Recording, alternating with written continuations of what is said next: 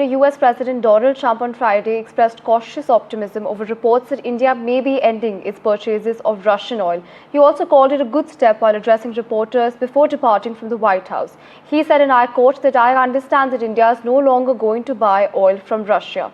Now, he's also attributed this to reports. He said that he's not sure whether the reports are correct or not. Now, Donald Trump, of course, like I mentioned, said this on his way out from the White House in the South Lawn.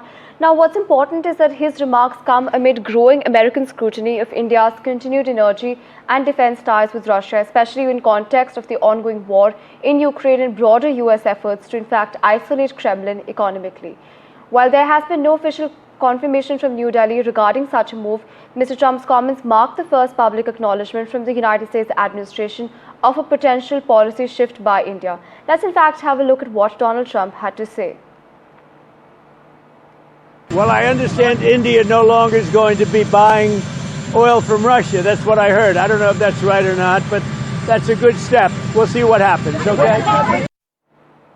Right, on this, we also have my colleague Ghazali joining us. Ghazali, you were just talking about the comment that the Ministry of External Affairs made that, its choice to choose who it sort of trades and deals with remains independent and, of course, will be driven by its own foreign policy.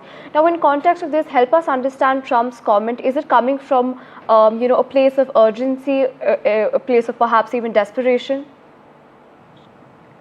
It appears more from the place of desperation because back in 2019, during his first term as well, Trump had, or the US administration had pressured India not to buy oil from Iran. And in fact, India did bring down the oil purchases from Iran to zero. But in the last few years, it's been almost 5 years now, diplomacy has changed.